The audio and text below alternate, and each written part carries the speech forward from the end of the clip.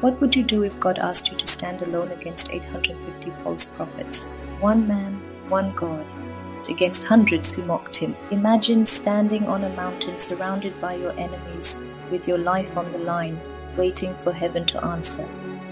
In ancient Israel, a single prophet named Elijah did exactly that. And what happened next shook a nation to its core. The fire that fell that day didn't just consume a sacrifice, it consumed doubt, fear, and unbelief. Today, we're going to witness one of the most dramatic showdowns in biblical history and discover how this ancient battle still speaks to our spiritual lives today. Have you ever felt like your faith is being tested? Like you're standing alone while the world around you follows a different path? In today's story, we meet a man who stood alone for God when an entire nation had turned away. Israel was in crisis. King Ahab had led the people into deep idolatry.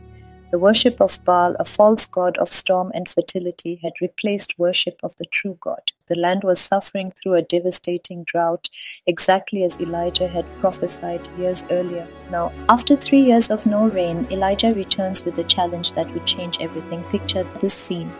Mount Carmel rises above the plains of Israel. King Ahab has gathered 450 prophets of Baal and 400 prophets of Asherah, false gods that had captured the hearts of God's people. And standing against them all, just one man, Elijah. The people gather, uncertain and wavering. Then Elijah's voice cuts through the murmuring crowd. How long will you waver between two opinions? If the Lord is God, follow him. But if Baal is God, follow him. The silence in response speaks volumes. The people were stuck, wanting to follow both paths, unwilling to commit fully to God. Does that sound familiar in our world today? We often try to have one foot in faith and one foot in the world. We want God's blessings but aren't ready to surrender everything to Him. Elijah lays out a challenge so bold it takes your breath away. 2 altars, 2 sacrifices, but no human-made fire. The true God, the one who answers by fire, would prove himself before all. The prophets of Baal go first. From morning until noon, they dance, they shout, they call on their God. Oh Baal, answer us. Nothing happens. Not a sound, not a movement. Now picture Elijah watching this spectacle. The Bible tells us he begins to mock them. Shout louder. Surely he is a god. Perhaps he is deep in thought or busy or traveling. Maybe he is sleeping and must be awakened. The false prophets grow desperate. They cut themselves with swords and spears until blood flows, trying to get Baal's attention. Hours pass. Nothing happens. Absolute silence from their God. Now it's Elijah's turn. He rebuilds the altar of the Lord with 12 stones representing the 12 tribes of Israel. He digs a trench around it. Then he does something stunning that shows his absolute confidence in God's power. He orders 4 large jars of water to be poured over the sacrifice and the wood.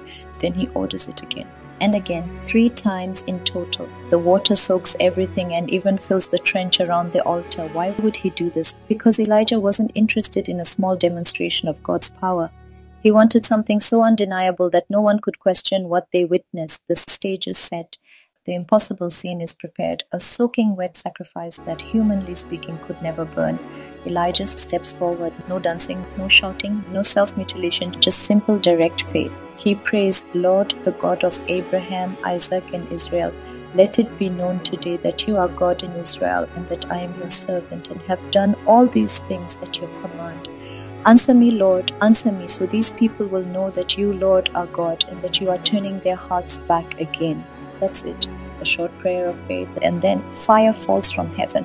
But this wasn't just a small flame. Scripture says, the fire of the Lord consumed the sacrifice, the wood, the stones, and the soil. It even licked up all the water in the trench. Can you imagine witnessing this? The sheer power of God displayed so dramatically that nothing, not even stone, could stand in its path. The people's response was immediate. They fell face down and cried, the Lord, He is God. The Lord, He is God. In that moment, hearts changed. Faith was restored. And the worship of the one true God returned to Israel. But the story doesn't end there. Elijah then prays for rain. The drought that had punished the land was about to end. Though the sky was clear, Elijah sent his servant to look toward the sea. 6 times nothing appeared, but on the 7th time a cloud as small as a man's hand appeared on the horizon. That tiny cloud grew until the sky turned black with storm clouds.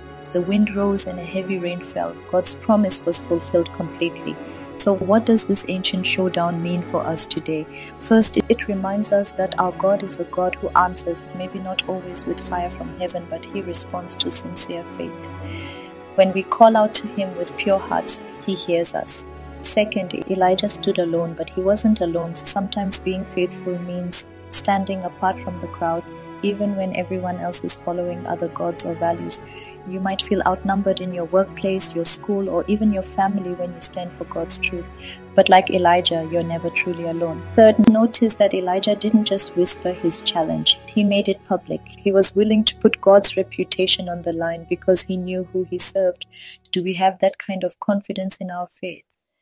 Fourth, Elijah prepared for God's miracle by making it harder, adding water to make the miracle more impressive. Sometimes God asks us to step into impossible situations precisely because that's where His power shines brightest. And finally, remember that cloud, as small as a man's hand. Elijah recognized God's answer even when it started small. Sometimes our breakthroughs begin with just a tiny sign. The question is, do we have eyes to see it? Today's world has its own prophets of Baal, voices that promise fulfillment and meaning apart from God. We're constantly pulled between competing values and beliefs. Like the Israelites, we can find ourselves wavering between two opinions. But Mount Carmel calls us to decision. It challenges us to declare, the Lord, He is God. The fire that fell on Mount Carmel wasn't just for that moment in history. God's fire still falls today, not necessarily as physical flame, but as the transforming presence of His Spirit that changes hearts and lives. I wonder what impossible situation you're facing right now. What's your wet altar? The circumstance so drenched in problems that no human solution could possibly ignite it. What would happen if you called on God with Elijah's confidence? Maybe you're feeling alone in your faith journey, surrounded by people who follow different gods, success, pleasure, wealth, or status. Remember Elijah. One person aligned with God becomes a majority.